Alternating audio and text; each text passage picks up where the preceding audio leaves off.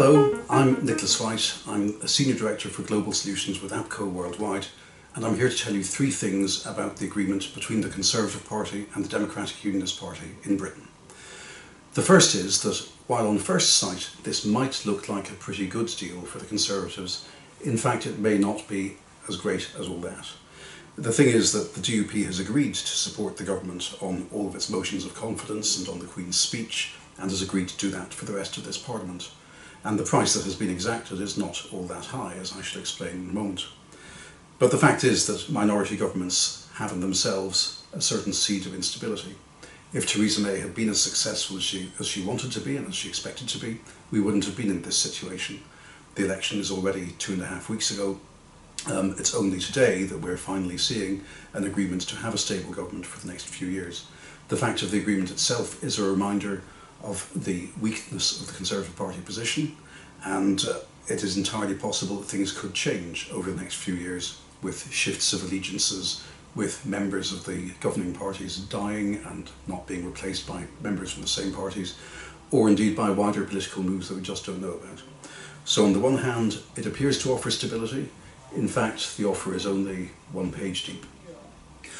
The second thing to say is that the financial part of the agreement is not as overwhelming as perhaps is being stated.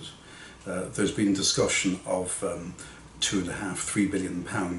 In fact, the new money in here is much, much less. We have 200 million per year in infrastructure development, 75 million per year on broadband. That's only for 2 years. And meanwhile, most of the rest of this is aspirational. Even, for instance, the concession on airline passenger duty for Northern Irish passengers, which was an important issue for the DUP, that has been punted out to a consultational committee. The most important bit in terms of money, of course, is a UK-wide provision in the main agreement, and that is that there will be no change to the pensions triple lock or to and no means testing for winter fuel payment. However, the fact is that there is more spin than substance in this, I'm afraid. The third thing to say about this agreement is that it creates big complications in the political talks ongoing in Northern Ireland, which are basically between all of the political parties, but most particularly between the DUP as the main representative of the Unionist community and Sinn Féin as the main representatives of the Nationalist community. Sinn Féin, of course, got 7 members of Parliament elected in the election earlier this month, but they do not take their seats.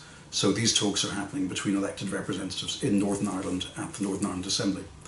Now the question is, does the new relationship between the DUP and the Conservative government make it more or less easy to come to a deal locally? There are some good points here. The fact that there is now extra money to spend obviously gives people a greater incentive to get into the point where they're in the government and can start making decisions on how it is spent.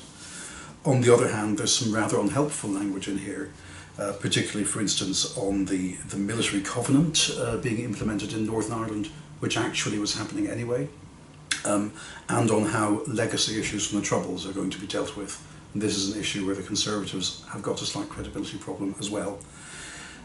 So it remains to be seen how this is going to go down locally, and whether this risk that has been taken by the Conservative Party to keep itself in power has unfortunate knock-on effects in a part of the United Kingdom that isn't always at the top of the agenda in London.